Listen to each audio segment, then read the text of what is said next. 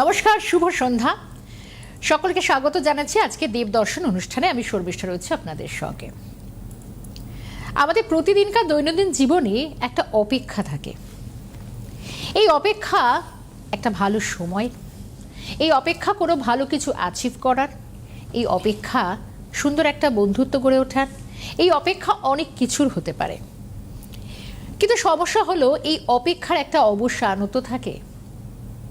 অবসান হয়েছে, কারণ আজকে খুব বেশি কথা বলবো না, কারণ আজকে অনেক কিছু জানার রয়েছে, আজকে অনেক কিছু জানানোর রয়েছে আপনাদের। কারণ যারা হয়তো আমার মতো বা আপনারা যারা টিভির ওপারে বসে আজকে দেবদর্শন অনুষ্ঠান দেখছেন, তারা ভাবছেন যে আজকে কেন এই কথা বলছি। তার কারণ হচ্ছে অবশ্যই আমরা বিগত কয়েকটা এপিসোড নিয়ে ননস্টপ বলেছিলাম যে 1 মার্চ আসছে, ঈশ্বরী মায়ের প্রতিষ্ঠা, আপনারা প্রত্যেকে আসুন। এবং অবশ্যই ঈশ্বরী মায়ের প্রতিষ্ঠা হয়ে গিয়েছে। আর অবশ্যই কিন্তু দেবদর্শন অনুষ্ঠানে আমরা যার কথা বলি তাকে আপনারা প্রত্যেকেই জানেন, যার দীর্ঘ 28 বছরেরও বেশি সময় ধরে অভিজ্ঞতা।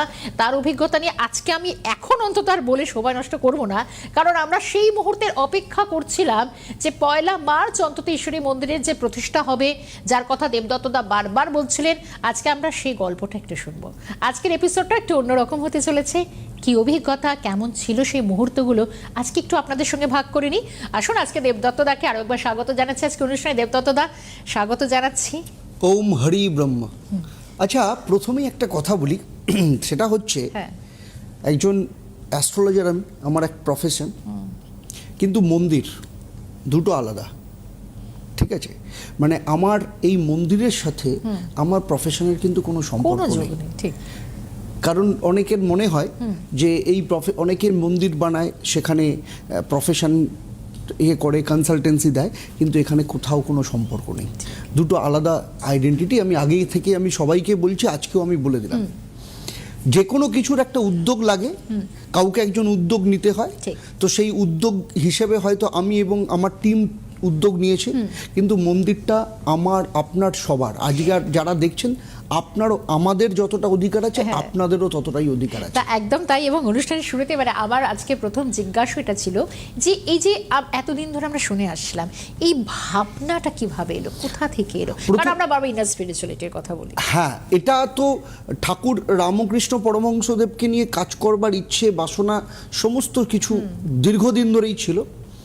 কিন্তু অদ্ভুত একটা ঘটনা ঘটে আমার সাথে।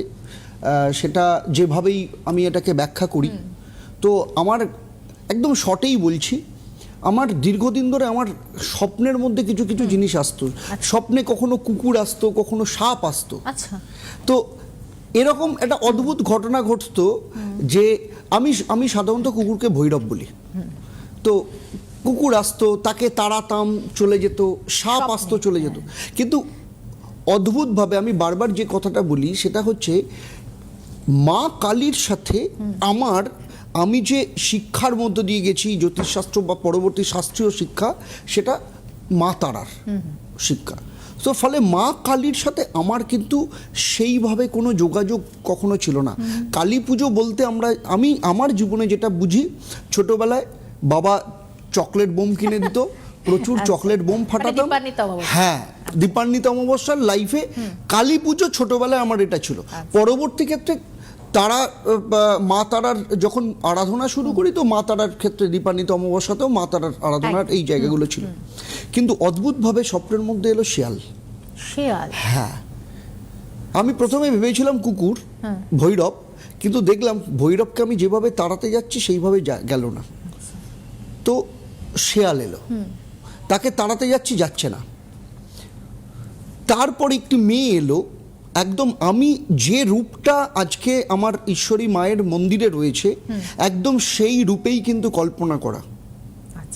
এবং কাকতালীয়ভাবে আমি বলবো, যেটা আমরা কোনো কিছু করি না, আমাদের দিয়ে করানো হয়।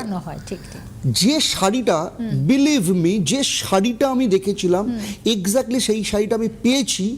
মানে আমার এরকম যে দোকানে গেছি, প্রচুর বড় দোকান, প্রচুর স্টক, আমি না ভাল লাগছে না শাড়ি, এইটা ওটা অনেক কিছু। তাদেরকে কি করে বলবো যে আপনার স্টক কম, এত স্টক রয়েছে? তো আমি বললাম, আপনি পরে আরও, আমার কিছু 1 সপ্তাহ সময় আছে, স্টকটা এলে আপনি আমায় বলবেন, আমি আসবো। বলতে বলতে না কি মনে হলো, একটা টান মারলাম, একটা বিয়ে থেকে বাইরে বিয়ে ছিল, সেখান থেকে টান, হ্যাঁ, বার করলাম। মিলে গেল, একদম মিলে গেল, হুবহু। হুবহু। Wow!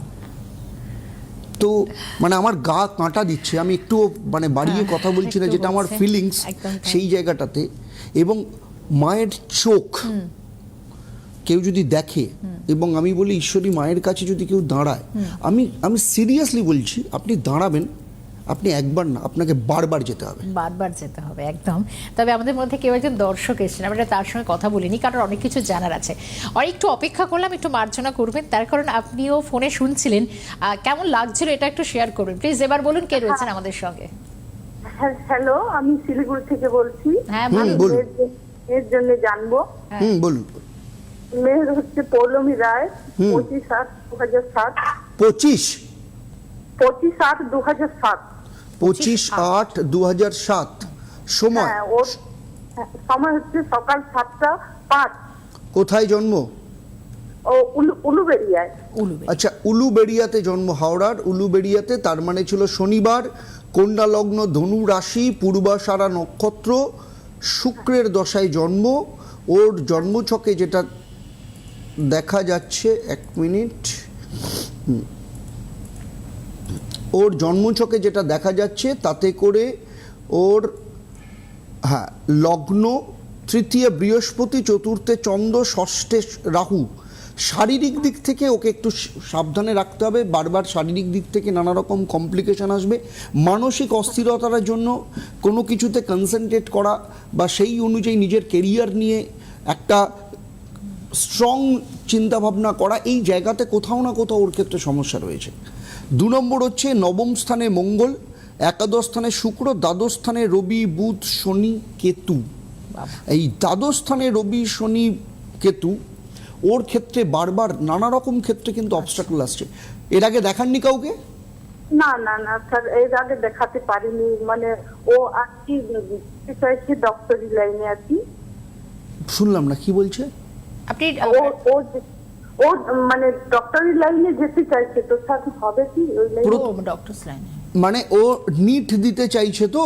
হ্যাঁ হ্যাঁ হ্যাঁ। কিন্তু কথাটা আমি বারবার যে কথাটা বলছি, ওর লাইফে কেরিয়ার নিয়ে কনফিউশন রয়েছে। তার কারণ হচ্ছে মেডিকেল লাইনে প্রফেশনে সাকসেস পেতে গেলে আপনার ষষ্ঠ স্থান খুব ইম্পর্টেন্ট। আচ্ছা। কারণ হচ্ছে সেখানে কম্পিটিটিভ এক্সামে সাকসেস পাওয়া, নাম্বারের জায়গাগুলোকে অ্যাচিভ করা, সেই জায়গাগুলো ভীষণ ইম্পর্টেন্ট। আর যে ধরনের টেনাসিটি, যে ধরনের পড়াশোনার ক্ষেত্রে দরকার, কোথাও না কোথাও মানুষ মন মানসিকতার দিক থেকে কোথাও না কোথাও ল্যাক করছে ওর ক্ষেত্রে। হ্যাঁ হ্যাঁ হ্যাঁ। বুঝতে পেরেছেন?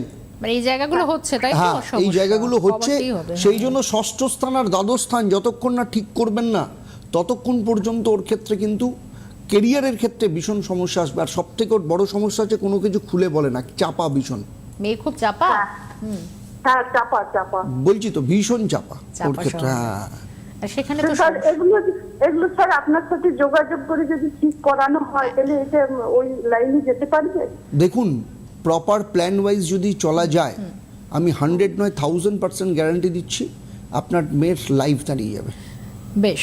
ঠিক এবার আছে। আপনি কিভাবে যোগাযোগ করবেন আমি একটু পরে নাম্বার বলছি, বা দেখুন আমার ঠিক এই বাদিকে একটা হলুদ বক্সের নাম্বার রয়েছে, এটা একটু নোট ডাউন করে নিন, বাকিটা একটু দেখতে থাকুন, ভালো লাগবে আশা করি। আলোচনায় একটু ফিরি, আপনারাও আসতে থাকুন, একটু গল্পও শুনবেন, তারপর আপনাদের সমস্যা নিয়েও আলোচনা করব। এই যেটা বলছিলাম যে ঈশ্বরীময় প্রতিষ্ঠা বা ভাবনাটা যেভাবে এলো, কিন্তু এত বড় একটা কর্মকাণ্ড, মানে এটা তো 1-2 দিনের মধ্যে এতটা বাস্তবায়ন, মানে ভাবলাম করে ফেললাম, এটাও তো ঠিক নয়, এত তাড়াতাড়ি হয় না। মানে এর জন্য আপনাকে কোন শক্তি জাগরিত করেছে? ব্যাপারটা হচ্ছে, অনেকের মধ্যে একটা প্রশ্ন রয়েছে যে আমাদের মন্দিরে রামকৃষ্ণ রয়েছেন, সারদা মাও রয়েছেন, মাও রয়েছেন, বাঁকে বিহারী রয়েছেন, হ্যাঁ, আমরা রাধাকৃষ্ণ দর্শন রয়েছেন, করেছি, হ্যাঁ। ঠিক আছে। আর হ্যাঁ। ভক্ত হনুমান রয়েছেন। আচ্ছা। রাম পাঠিয়ে দিয়েছেন ভক্তকে, আচ্ছা। তিনি আসছেন দীপাবলিতে। দীপাবলিতে? হ্যাঁ, ও। তার আগে ভক্তকে পাঠিয়ে দিয়েছেন। এখন অনেকের প্রশ্ন হচ্ছে, সমস্ত কিছু রয়েছে, এই যে ইন্সপিরেশনের জায়গাটা, স্বামীজি নেই কেন? স্বামী বিবেকানন্দর কোনো ফটো বা হ্যাঁ। মূর্তি নেই কেন? হ্যাঁ। তার কারণ আমি প্রত্যেকে একটা কথা বলি, এই মাধ্যমেও সবাইকে বলছি, স্বামীজিকে আমরা কখনো একটা ফটো বা মূর্তির মধ্যে আবদ্ধ করে রাখিনি। দেখিও না। কারণ রামকৃষ্ণকে তার প্রচার প্রসারকে তাকে বয়ে বয়ে যিনি নিয়ে গেছেন সারা পৃথিবীর বুকে, তিনি স্বামীজি, তিনি বিবেকানন্দ। বিবেকানন্দ মানে হচ্ছে যার বিবেক জাগ্রত। তো সুতরাং ওই মূর্তির এপারে আমরা যারা দাঁড়িয়ে আছি তাদের প্রত্যেকের অন্তরেই বিবেকানন্দ বাস করছে। একদম। আর বিবেকানন্দর বাস না করলে তাহলে এই কর্মযোগ্য রামকৃষ্ণকে প্রতিষ্ঠা করা, মা শারদাকে প্রতিষ্ঠা করা, এই জায়গাটা নিয়ে যাওয়া সম্ভবই নয়, কখনোই সম্ভব না। তো সেই জায়গাটাতে আজকে আপনিও যখন আমাদের মন্দিরে যাবেন, আপনি মহিলা হন ইয়া পুরুষ হন, আপনিও আপনার বিবেক জাগ্রত হবে, মানে আপনার ভেতরেও বিবেকানন্দ বাস করছেন, এটা আমরা বিশ্বাস করি। একদম তাই। আর মনের এই আত্মশুদ্ধিটা না, এটা খুব প্রয়োজন, বিশ্বাস করুন। দেখবেন মন খুব হালকা হয়ে যায়। আমার মনে হয় এক নিমিষে না, আমরা হয়তো ভাবি যে অনেক সমস্যা এক নিমিষে চলে গেল। একজন দর্শক অপেক্ষা করছেন, চলে গেল। একজন দর্শক অপেক্ষা করছেন। নমস্কার, কে রয়েছেন আমাদের সঙ্গে? হ্যালো।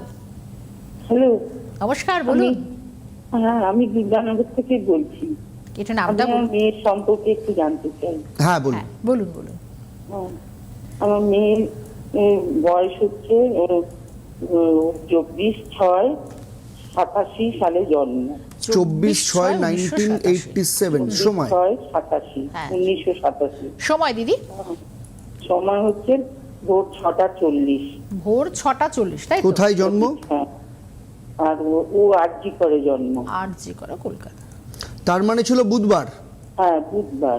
কর্কট লগ্ন, বৃষ রাশি, হ্যাঁ রোহিণী নক্ষত্র, চন্দ্রের দশায় জন্ম। হ্যাঁ।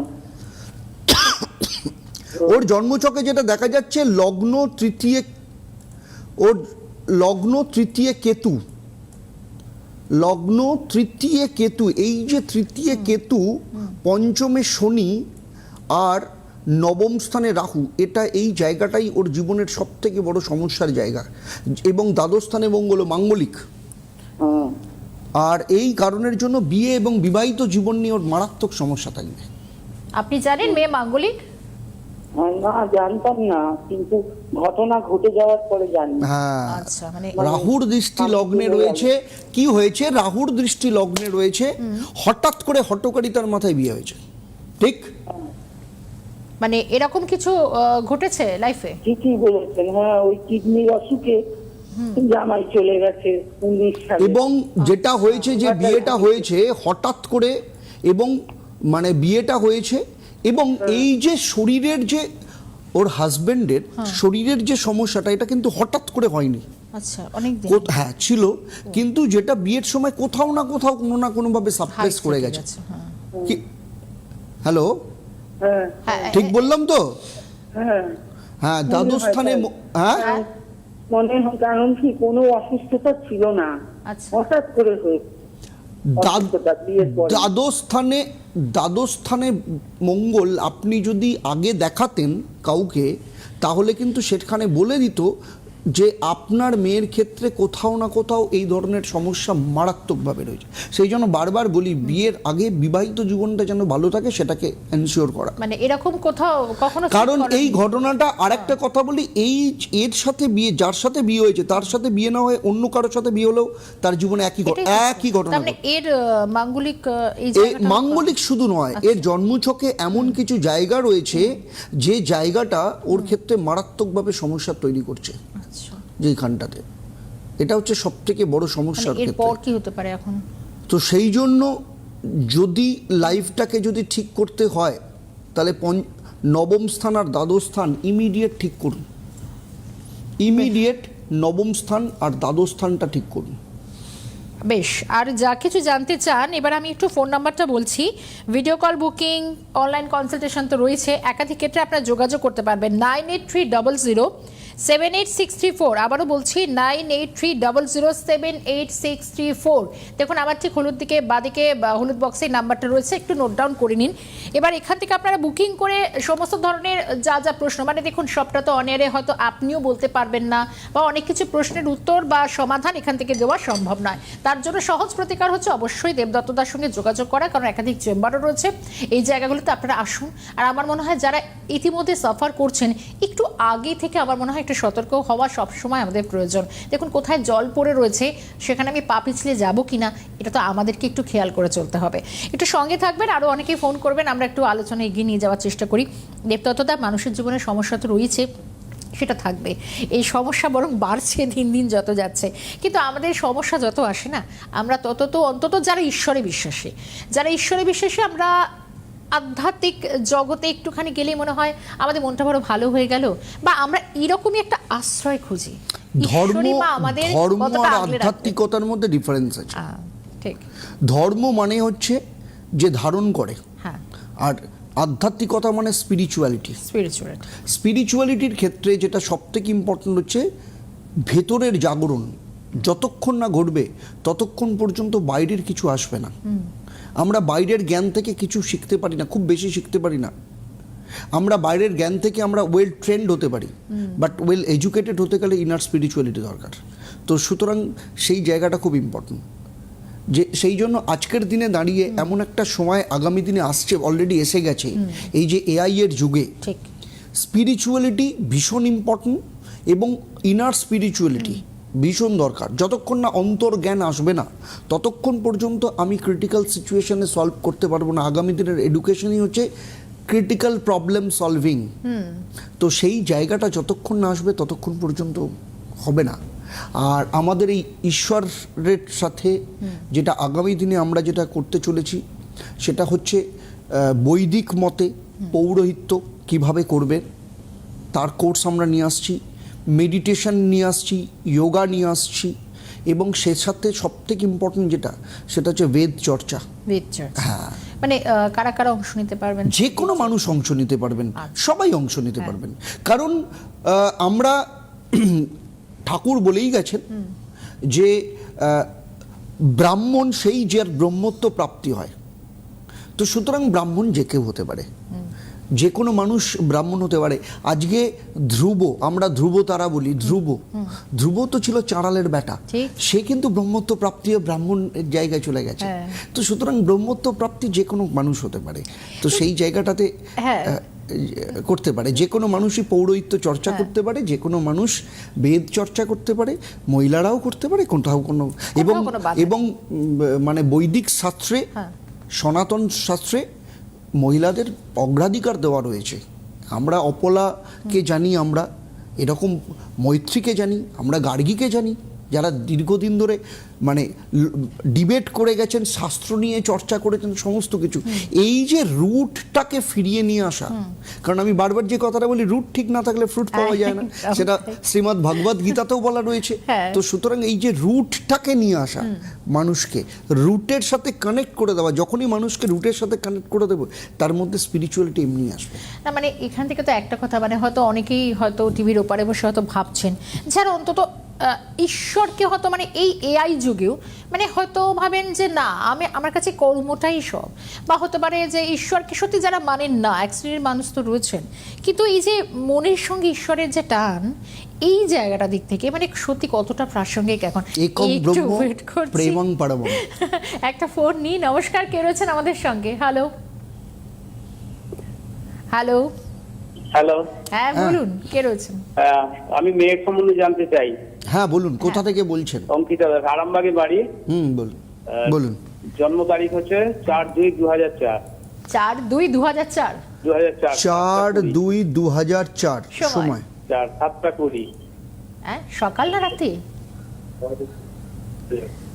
ও দাদা, সকাল না রাত্রি? সকাল। সকাল 7:20। আচ্ছা, আর প্লেস? কোথায় জন্ম? আরামবাগ। আরামবাগ, মানে আরামবাগে জন্ম। তার মানে সেদিন ছিল বুধবার।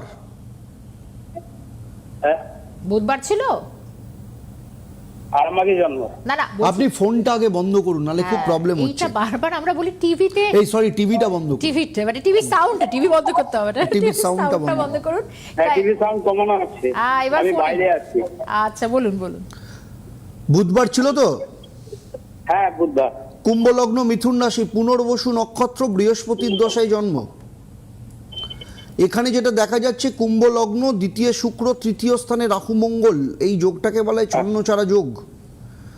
পঞ্চম স্থানে শনি চন্দ্র, অষ্টমে সপ্তমে বৃহস্পতি, ওর পড়াশোনার জায়গাতে কিন্তু ভীষণ ডিস্টার্ব থাকবে। ডিস্টার্ব আছে? হ্যাঁ, কেরিয়ার নিয়ে কিন্তু ডিস্টার্ব থাকবে। কেরিয়ারের জায়গা দুটো ধরনের কেরিয়ার হয়, এডুকেশনাল কেরিয়ার, প্রফেশনাল কেরিয়ার।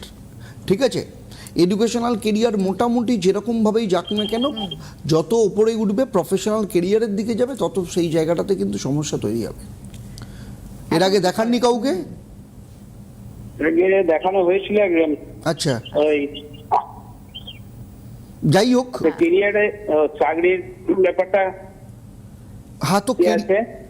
তো সেই জায়গাটাই তো সব থেকে ইম্পর্টেন্ট, সেটা হচ্ছে যোগাযোগ, অপরচুনিটি, সুযোগ। সেখানেই রাহু মঙ্গল ছন্নছাড়া যোগ করে রয়েছে, প্লাস পঞ্চম স্থানে শনিচন্দ্র পুনর্ভুযোগ।